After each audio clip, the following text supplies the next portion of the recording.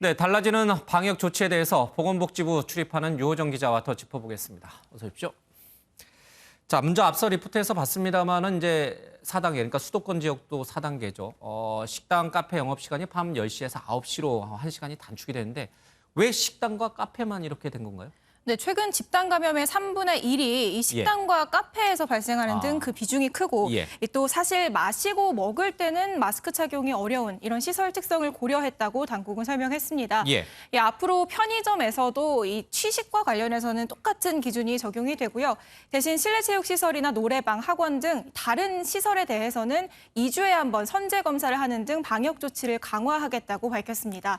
또 개인이 방역 수칙을 위반하면 내는 과태료 10만 원. 이게 너무 적어서 구속력이 적다는 지적에 대해서 정부는 과태료 인상을 검토하고 있다고 밝혔습니다. 뭐 일반 술집이라든지 아니면 노래방 같은 경우는 10시까지도 그냥 그대로 가는데 식당과 카페만 9시로 줄이니까 너무 식당과 카페 주인들에게는 가혹한 거 아닌가요? 네, 그래서 일종의 보상 차원으로 이 카페와 식당에서만 조금 전에 보신 이 백신 인센티브가 적용된다는 게 정부의 설명입니다. 그러면 사우나나 헬스장 같은 데서는 이 백신 인센티브가 전혀 적용 안 돼요? 네, 맞습니다. 다른 다중이용 시설에서는 똑같이 4단계일 경우 저녁 6시 이후에는 2명까지만 모일 수 있습니다. 집도 마찬가지입니다. 다시 한번 정리를 하면 4단계에서 사적 모임 2인 제한은 그대로 유지하되 이 식당, 카페에서만 또 접종 완료자에 한해 2명 더 모일 수 있는 겁니다. 이 똑같이 4명이라 하더라도 미접종자 3명과 접종자 1명은 모일 수 없는 상황이고요. 또 여기서 말하는 접종 완료자는 접종 이후, 최종 접종 이후 14일이 지난 사람만 해당이 됩니다. 그러니까 4명까지 모일 수 있도록 하는 대신에 백신 인센티브를 좀 줘서 밤 9시까지로 이제 제한하는, 그러니까 병 주고 약 주는 그런 처방을 내린 셈이군요.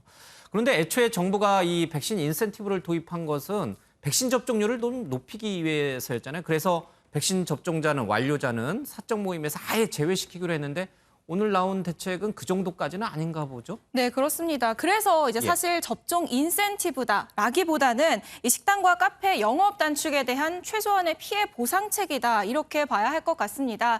사실 인센티브 조치가 자칫 방역 완화 메시지로 읽힐 수 있다는 당국의 우려가 여기에 담겨 있습니다. 현재 방역 상황상 전면적으로 인센티브를 확대하면서 방역을 완화하는 메시지를 내기는 적당하지 않다고 판단하고 있습니다. 그런데 이 따져보면 지금 백신 2차 접종 완료자라고 하는 사람들이 대부분 고령자고 또 요양병원에 계신 분들이잖아요. 이분들이 저녁 6시 이후에 식당, 카페 가나요? 네, 그래서 실제로 자영업자들이 실제 도움이 될까 이런 우려를 하고 있는 상황인데요. 이 접종 완료율이 현재 21.6%입니다. 말씀하신 것처럼 가장 먼저 접종을 시작한 요양시설 이용자, 직원들, 그리고 또 30대 젊은 층, 얀센 접종자도 있지만 일부에 해당하고요. 대부분 고령층 위주인데요. 활동량이 많은 청장년층의 본격적인 접종은 사실 아직 시작도 되지 않은 상황입니다. 이에 대해서 정부는 9월 말에는 접종 완료율이 47%까지 증가할 것이기 때문에 점점 도움이 될 것으로 판단한다고 설명했습니다. 알겠습니다. 자, 4단계 조치가 또 2주 연장되는데 확산세 좀 잡을 수 있을까요? 네, 사실 언제까지 4단계 유지될까 이 부분이 가장 궁금하실 텐데요. 정부는 처음에 수도권 4단계를 적용할 때만 하더라도 수도권 확진자가 800명대로 떨어지면 감소세로 판단하고 완화를 검토하겠다. 이런 입장이었습니다. 그런데 이제는 이렇게 확진자 수를 토대로 한 완화 기준조차 밝히지 못하고 있습니다. 전문가들은 이번 4단계 연장의 목표가 감소세로의 반전이 아닌 급증을 막는 조치다. 이렇게 평가하고 있습니다. 억제하는 수준에서 가면서 그 대신에 백신 접종률을 9월이나 10월까지 끌어올려서 중증자를 막고 확진자가 늘더라도 그런 중증자를 막는 그쪽으로 가는 것 같아요. 전문가 얘기를 들어보니까 이제 확산세를 막는 쪽보다는 위중증이나 사망자를 좀 줄이는 쪽으로 방역의 기본 패러다임이 바뀌어야 된다 이런 생각도 좀 드네요. 네, 그런 얘기가 끊임없이 나오고 있는 상황입니다. 사실 변이로 인해서 국민 100%가 접종을 해도 집단 면역 어렵다 이런 분석이 나오는데 정부도 이를 모르지 않을 겁니다.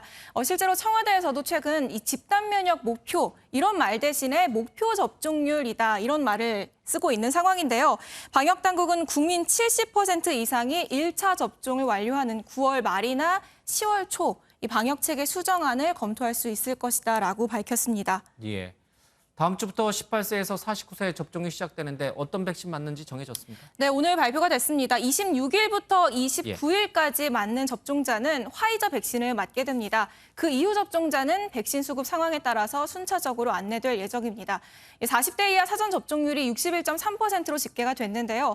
당국은 기접종자, 우선 접종자를 포함하면 실제 참여율은 77% 수준이라고 설명했습니다. 예. 오늘 조간신문에 홍콩이 우리나라 백신 접종 증명서를 인정하지 않는다 이런 기사를 봤는데 어떻게 됐나요? 네, 결론부터 말하자면 우리 정부의 강력한 항의로 이 조치는 취소가 됐습니다. 취소가 됐군요. 예. 네, 정부는 홍콩이 WHO의 과거 기준을 근거로 방침을 정했다가 번복한 것이라고 설명을 했고요. 앞으로도 국내 백신 접종자는 비자 없이 홍콩에 갈 수 있고 다만 원래대로 2주간 격리는 해야 합니다. 예. 잘 들었습니다. 유호정 기자였습니다.